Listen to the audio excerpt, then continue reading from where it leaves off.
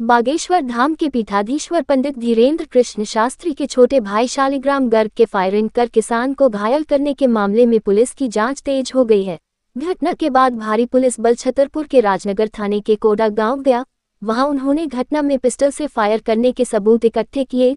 घटना स्थल पर पुलिस को कुछ कारतूस के खोले भी मिले। वहीं पुलिस ने गाँव के लोगों के भी बयान दर्ज किए। घटना में घायल मनीराम कुशवाहा को जिला अस्पताल में इलाज के बाद गंभीर हालत में ग्वालियर मेडिकल कॉलेज रेफर कर दिया है। वहीं घटना की वजह कोडा गांव में बनी बागेश्वर गौशाला के बगल में स्थित एक ब्राह्मण परिवार की जमीन जबरदस्ती बेचने के दबाव और धमकाने पर ब्राह्मण परिवार ने थाने में पीड़ित के साथ जाकर की थी। इसी वजह से शालिग्राम नाराज हो गया और यह घटना कर डाली। एसपी ने घटना शालिग्राम गर्ग सहित 3 नामजद और एक अन्य 4 लोगों पर घटना करने के आरोप पीड़ित पक्ष ने लगाए हैं और घटना की कुछ वीडियो वायरल हो रही उसकी भी जांच की जा रही है।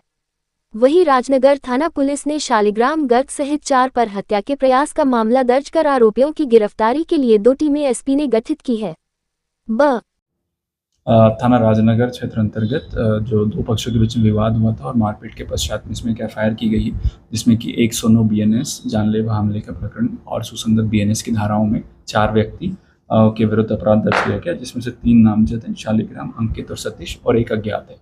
पुलिस की टीमें बनाई गई, शीघ्र इसमें गिरफ्तारी करके अग्रिम वैधानिक कार्रवाई की जाएगी। कितने लोगों टीम बनाई, कब तक इसकी होगी? इसमें 2 टीमें बनाई गई है और प्रयास है कि शीघ्र से शीघ्र इसका निराकरण किया जा सके। पूर्व में सर शालिग्राम पे एफआईआर हुई क्या? जब इनका रिकॉर्ड चेक किया जाएगा तो ही कहना संभव हो पाएगा कि कौन से केसेस हुए हैं और कौन से मुंह बरी हुए हैं। सर फरियादी विवाद की वजह अभी जब फरियादी के साथ, क्योंकि फरियादी खुद घायल थे और बहुत बताने की स्थिति में नहीं थे, एफआईआर लेने के पश्चात और जब परिजनों के बयान होंगे तो ज़्यादा स्थिति क्लियर हुई।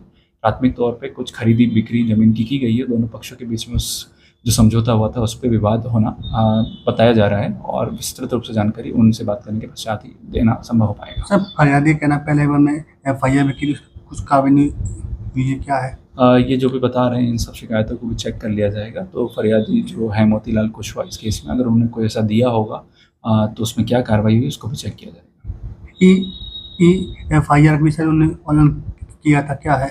इसमें एक अन्य व्यक्ति के द्वारा एफआईआर की गई थी। एफआईआर का नियम है कि व्यक्ति को साइन करना होता है थाने में आके 3 दिवस के भीतर और उसकी प्राथमिक तभी दर्ज होती है। चूँकि कोई व्यक्ति नहीं आया इसलिए उसे फाइन किया गया। ये घटना हुई थी कि यहाँ जो धीरेन्द्र कृष्ण शास्त्री जी है, उनके छोटे भाई शालिग्राम गर्ग, जो यहाँ मतलब मेरे भाई को उनको गोलियाँ यहाँ पेट में लगी है, कान में लगी है। तो वो यहाँ आए, उनने बुलवाया मेरे भाई को घर से कि आओ कि हम बुला रहे हैं महाराज जी। तो वो आए और उनने गोलियाँ मारी सीधी। क्यों मारी, क्या कारण था? साहब इसलिए मारी उनने कि जो यहाँ एक गौशाला है, गुरुकुलम बन रहा है, तो इसके जो गुरुकुलम और ये गौशाला जो बनी हुई है जी अभी भी हरिजन आदिवासियों की ज़मीन है उसमें बनी है, और ये शासन की ज़मीन है उसमें भी बना है। तो उसके जो आजू बाजू कुछ ज़मीन जो पैतृक ज़मीन है जो उसको एक कब्जे आना चाहते हैं कि हमारी बाउंड्री एक सी हो जाए। तो अच्छा। जो लोग हैं, किसान लोग हैं, उनकी ज़मीन पजने वाली, इसलिए वो नहीं दे रहे हैं। तो ये ज़मीन छीन रहे हैं। तो ज़मीन छीन रहे थे दबाव में बना के तुम ये ज़मीन दो हमको, किसी भी प्रकार से तुम दो ये ज़मीन हमको।